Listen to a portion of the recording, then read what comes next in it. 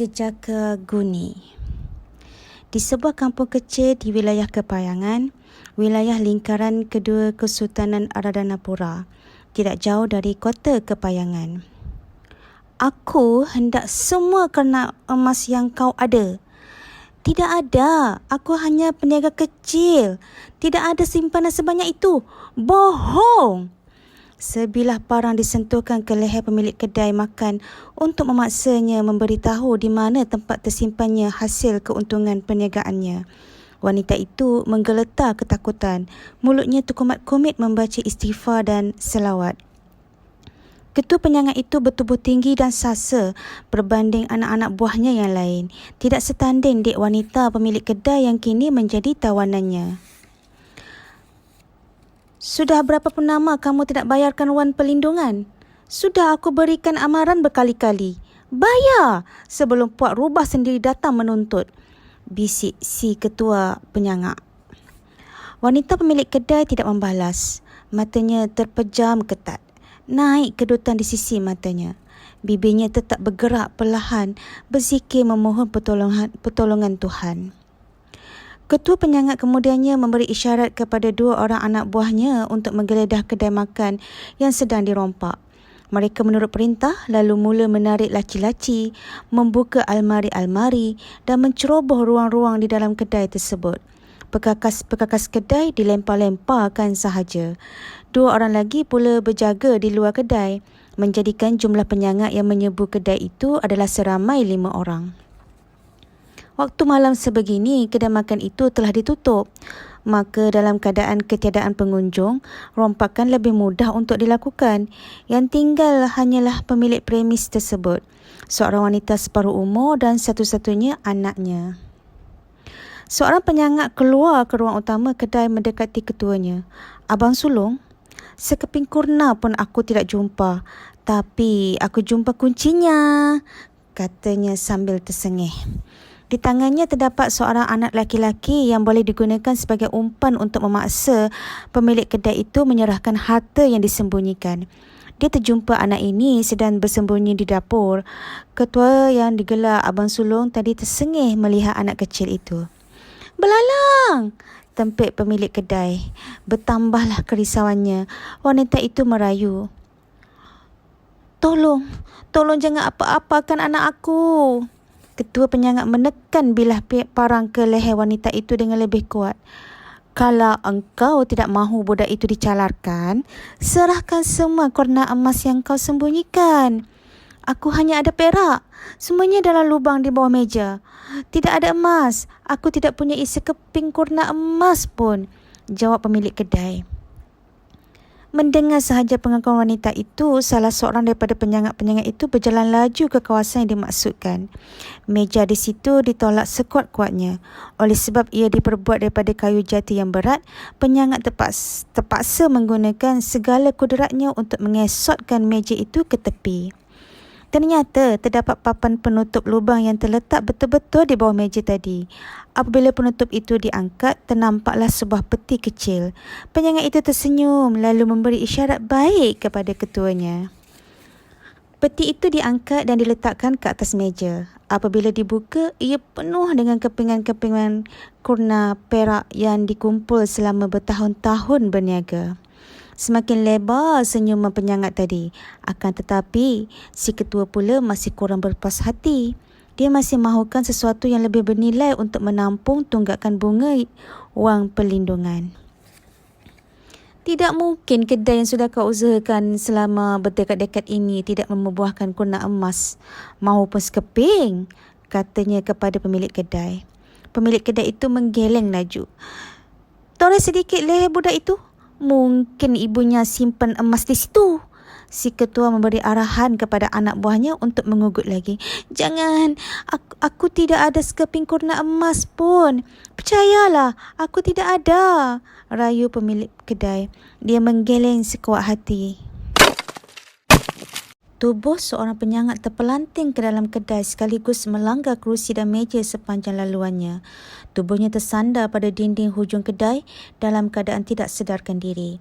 Perompak itu seperti dilanggar sesuatu yang besar, seakan-akan baru sahaja disondol gajah.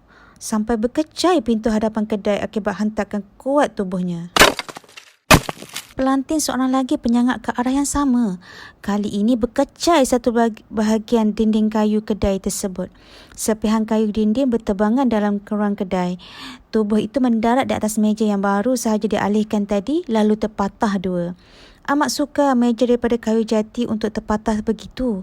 Penyangak yang terpelanting itu menggeliat menahan senak lalu tidak sedarkan diri. Ia berlaku dengan pantas. Sebelum sempat 3 orang lagi penyangak melakukan apa-apa, 3 ketul bata besar melayang ke arah kepala mereka melalui bukaan pintu yang sudah hancur. Seketul bata mengena tepat ke kepala penyangak yang sedang memegang anak pemilik kedai. Seketul lagi hinggap di kepala seorang lagi penyangak di dalam kedai. Namun seketul lagi lemparan tersasar kerana si ketua penyangak berjaya mengelak. Wanita pemilik kedai terlepas daripada penguasaannya. Mengambil peluang itu, pemilik kedai cepat-cepat mendapatkan anaknya lalu melarikan diri ke tepi dinding. Tumpuan ketua penyangak itu terganggu. Dia tidak langsung risaukan tebusan yang baru terlepas daripada cengkamannya. Kerutan keni dan bukaan matanya yang luas jelas menunjukkan tanda tanya. Makhluk apa yang mampu mencapak tubuh dengan kadar kekuatan seperti itu? Tidak mungkin gajah muat untuk masuk ke lorong-lorong sempit kampung ni. Adakah ia angkara pendekar-pendekar yang bertugas menjaga keamanan kampung? Akan tetapi, tidak mungkin bantuan para pendekar tiba secepat ini.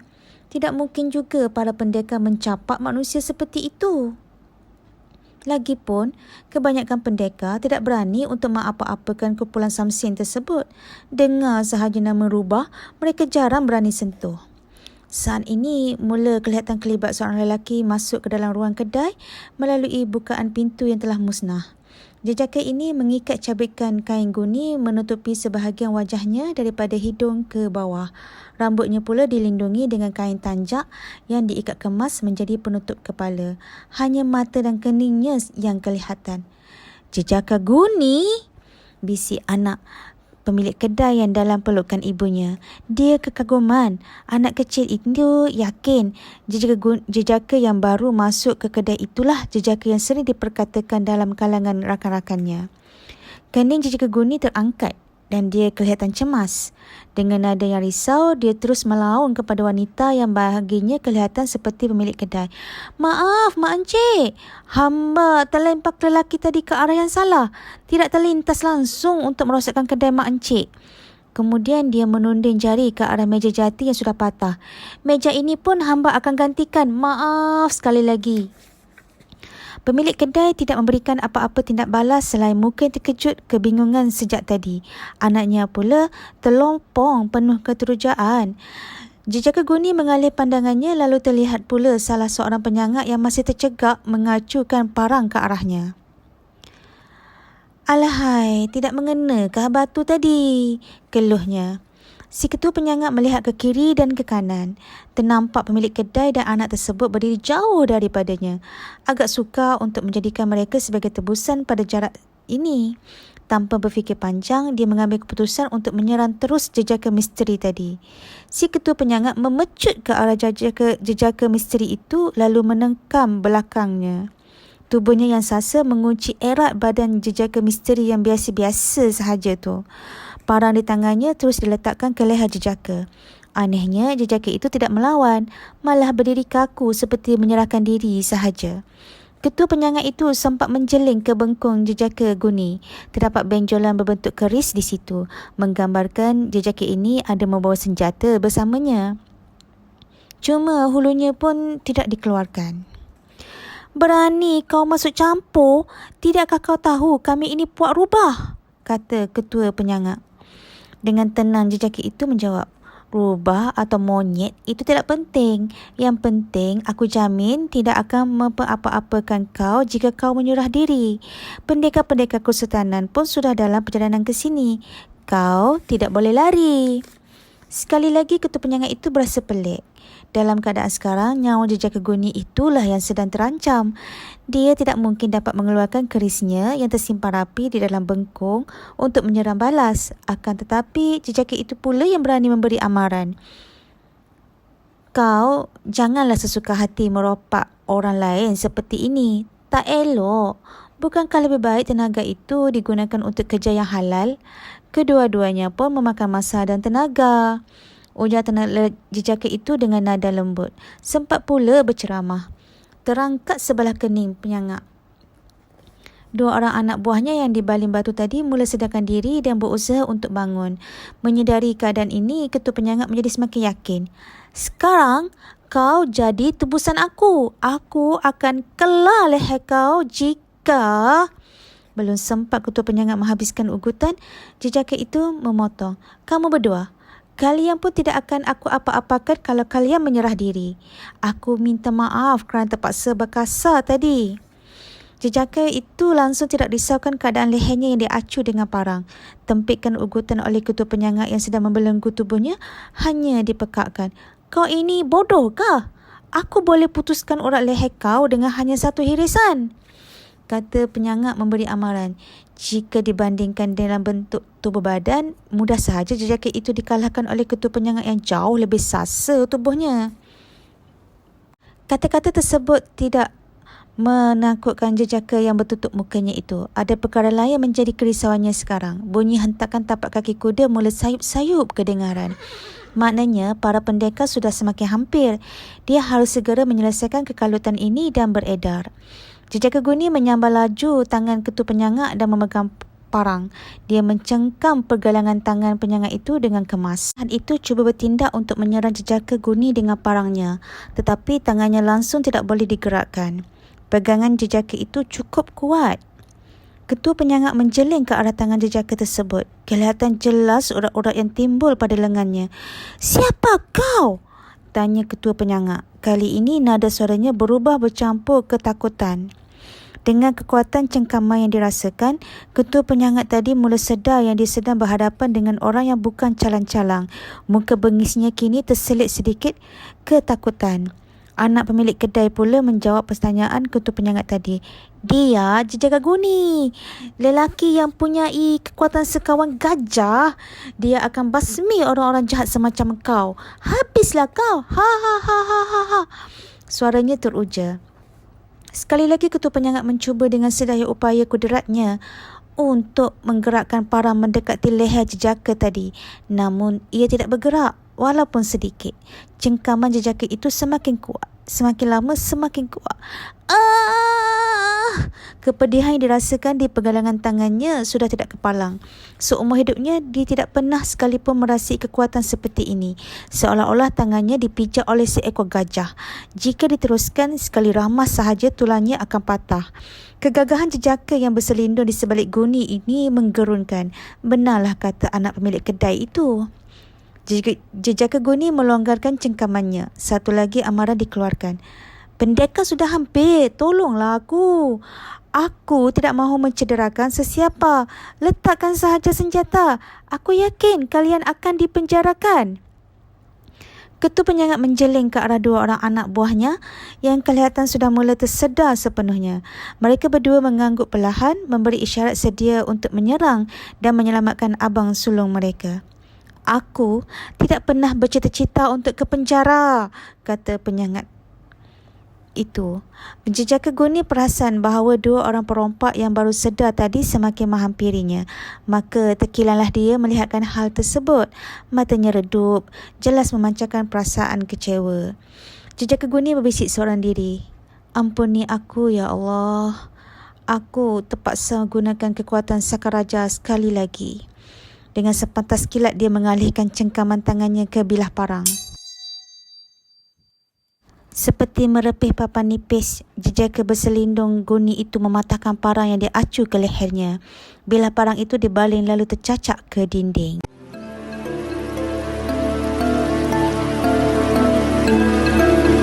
Berpakaian seragam serba hitam dengan tanjak dan bengkong berwarna merah, beberapa orang pendekar kesultanan menunggang kuda dengan laju ke arah tempat kejadian sebaik sahaja mendapat maklumat akan pecah masuk kedai.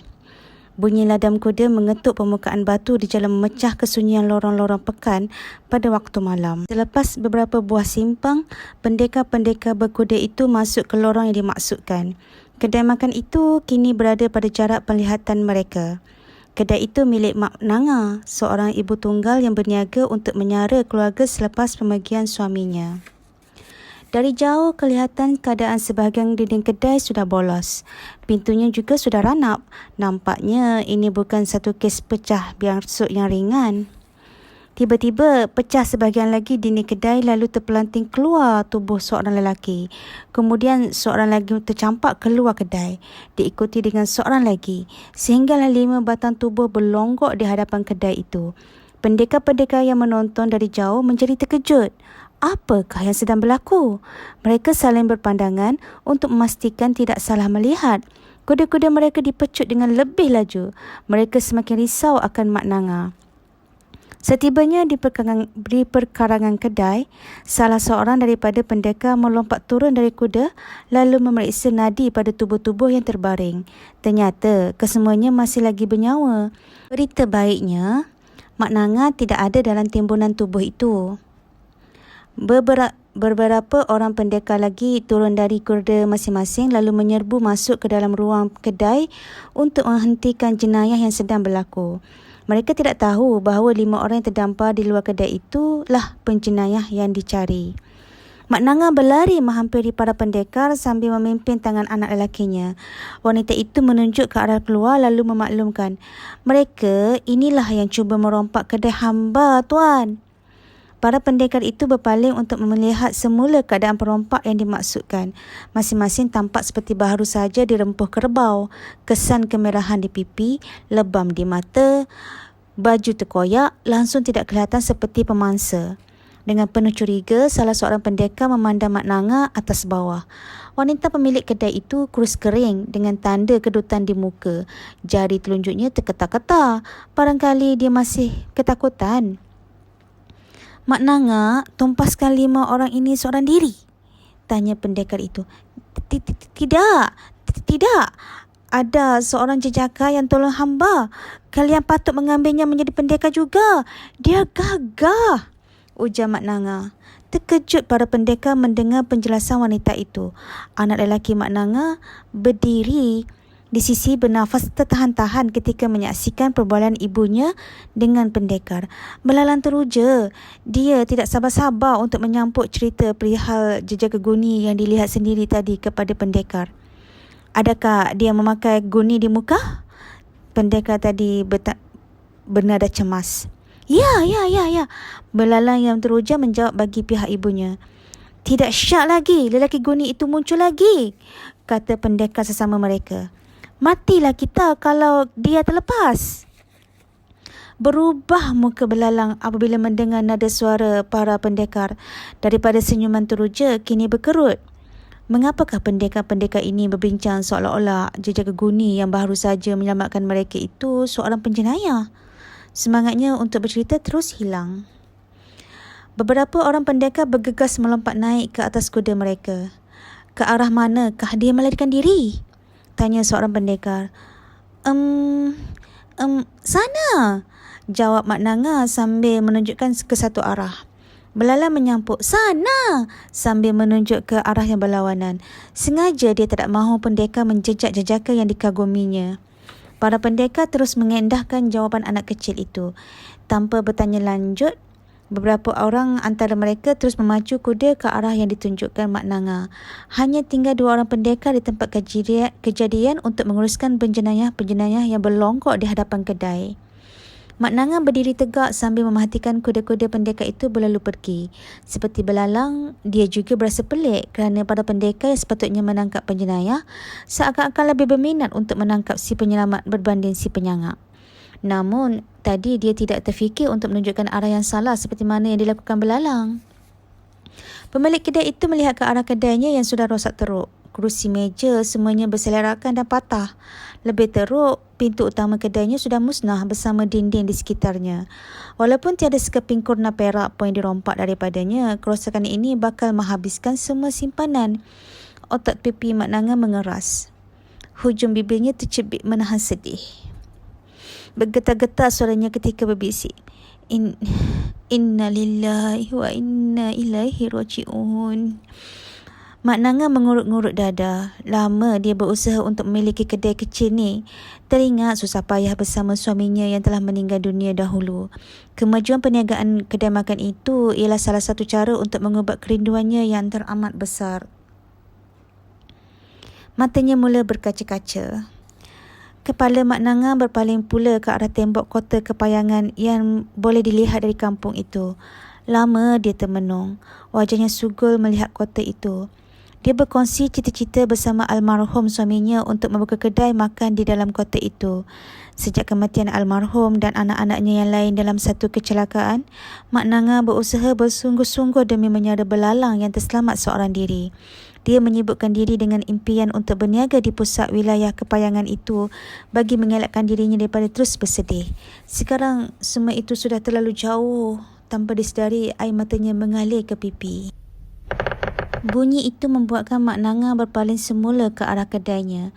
Bunyi rekahan kayu dari atap. Kedai itu tidak lagi kukuh kerana salah satu tiang utama telah hancur akibat hentaman tadi. Sedaya upaya wanita itu mencuba untuk senyum. Mak Nanga bersabar dengan ujian ke atasnya. Kemudian dia berbisik lagi. Allahumma ajirni fi musibati wa aqlifli khairan minha. Walau apa pun yang berlaku, dia cukup bersyukur kerana anaknya belalang tidak tercedera walaupun satu calar. Biarlah yang lain-lain hilang, semuanya pinjaman daripada Tuhan. Mak, belalang menarik sisi kain Mak Nanga. Dia mulai risau melihat air mata ibunya yang mengalir. Mak Nanga cepat-cepat mengesat air matanya. Dia senyum lalu memandang wajah belalang. Melihatkan ibunya yang kembali ceria, belalang bertanya, "Apakah yang ada di dalam karung di tangan mak itu?" Dia menunjuk ke tangan ibunya. Mak Nanga baru tersedar akan hal itu. Dia pun tunduk melihat pundi kain kecil yang dipegang dalam genggamannya sejak tadi. Ia diberikan oleh jejaka Guni tadi sebelum menghilangkan diri. Belalang sempat menyaksikan perkara tersebut. Sejak tadi dia tertanya-tanya dan menanti isi pundi itu dikeluarkan. Pemilik kedai itu pun berjalan perlahan-lahan ke penjuru kedai. Belalang mengekori ibunya. Pundi kain itu dibuka lalu diisinya dituangkan ke atas tapak tangan. Keluarlah 3 keping kurna emas. Serta-merta wanita itu terduduk melutut.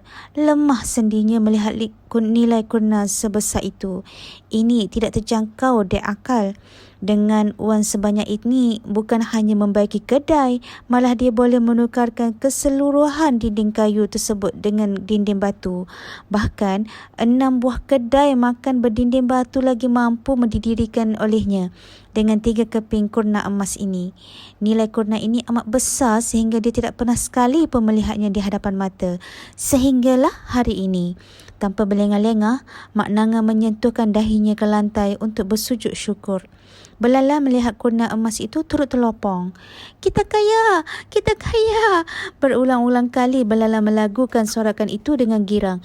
Dia melompat-lompat mengelilingi ibunya.